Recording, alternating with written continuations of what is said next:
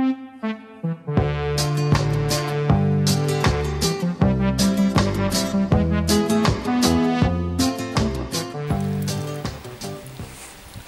mes amis, il est des moments dans la vie quand même bien plus dégoûtants que celui-là. Pendant 2 jours, la pluie, et au moment où je reprends le tournage, un grand ciel bleu, je suis le Dieu béni du Piémont. Et derrière moi, le Mont Blanc, le Mont Cervin, à côté on a le massif Ferdinando Rosa, Monte Rosa. Monte Rosa, et tant qu'à faire donc, quand je viens dans le Piémont et à Barolo, je ne vais pas aller voir n'importe qui. Je vais aller voir les gens qui nous parlent, qui font vraiment des choses authentiques et vraiment qui vont nous parler directement au cœur. Cette adresse, je l'ai obtenue d'une excellente sommelière, qui est aussi la secrétaire nationale de la FISAR, Claudia Marinelli, que je te salue. Et cette adresse, je suis heureux de l'avoir découverte, parce que j'ai non seulement rencontré un homme, une vie, mais aussi des vins. C'est lui, Ferdinando Principiano. Buongiorno. Come stai? Bene, Tutto bene? molto bene. Fantastico. Fantastico. Je suis venu te voir donc sur les conseils de Claudia, et en fait j'ai rencontré plus qu'un vigneron, j'ai rencontré toute une vie. C'est-à-dire que ton parcours est une espèce de réveil, donc tu m'as expliqué tout ça, j'ai goûté des vins absolument fantastiques. Donc pour revenir sur ta vie, ton parcours, tu vas étudier à l'école d'Alba, comme beaucoup de vignerons, pendant 8 ans. Oui. Tu apprends l'œnologie et tu apprends aussi certaines certitudes scientifiques. Oui. On te dit, il faut faire comme ça, comme ça. Tu les appliques parce que tu penses être dans une certaine vérité. D'ailleurs, tu élabores tes vins comme ça pendant quelques années. Et puis un jour, qu'est-ce qui se passe? Et après un jour, je suis allé à une dégustation de vin. Une centaine de Barolo à peu près. Oui, donc le jour de Barolo, oui, avec plus de centaines de Barolo. Et j'ai dégusté tous ces vins et j'ai vu que 2, 3, 4 vins, ils me plaisent particulièrement. Il y avait quelque chose de différent. Et tous les autres, plus ou moins le même vin. Oui, on va dire quelque chose, somme toute, de techniquement irréprochable. Oui, c'est ça. Mais il manquait la vie, il manquait... C'est pas une question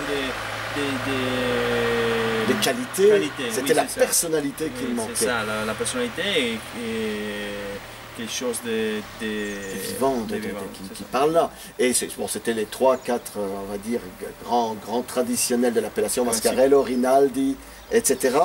Et donc, toi, tu rentres chez toi avec cette chose qui te parle. Oui, et j'ai parlé avec ma femme et j'ai dit, ho sbagliato, On se trompe. Il y a quelque chose qui ne fonctionne pas.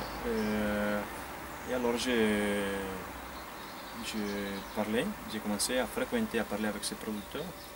Et j'ai dit, il faut changer, il faut retourner sans les certitudes scientifiques, chimiques et ce qu'on veut. Et alors il faut faire le vin avec le raisin.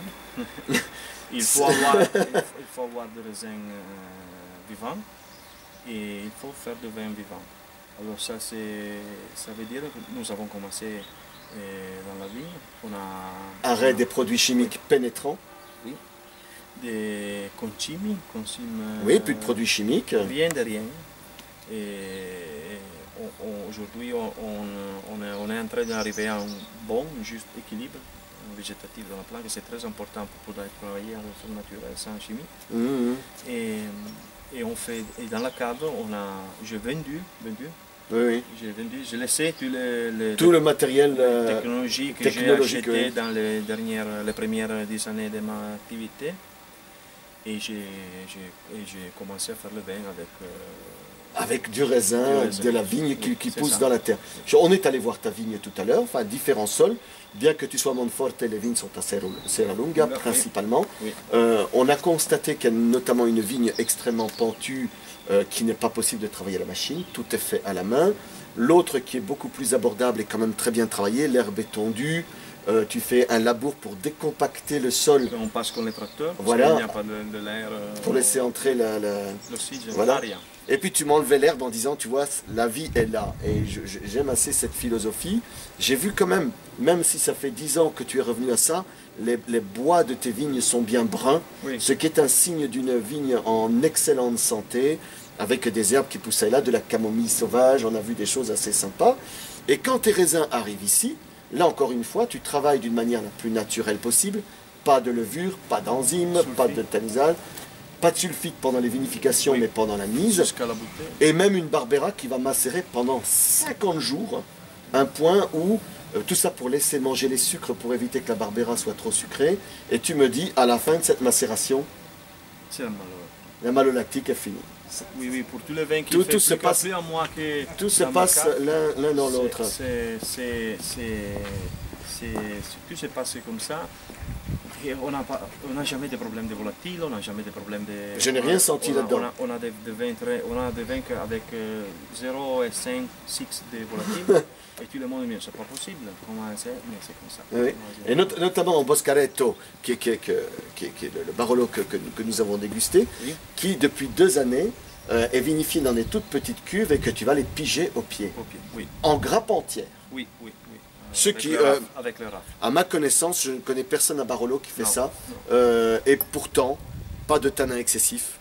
Pas de... En fait, tu laisses la grappe pour laisser, je pense, le chapeau être aéré. Et tu piges au pied pour faire une extraction très très douce. Oui, Ce qui... plus délicat. Voilà, ce qui, je veux dire, ne va pas imprimer un tanin trop puissant à l'ensemble du vin. Croyez-moi, mes amis, c'est une dégustation dont je me souviendrai souvent parce que je vous dis, il y a le vin, il y a la vigne, mais il y a aussi le bonhomme. Et ce qu'on pourrait appeler une philosophie, je n'aime pas du tout ça parce que philosophie entend une certaine science. Chez toi, c'est devenu ta vie. Oui, oui, c'est ça.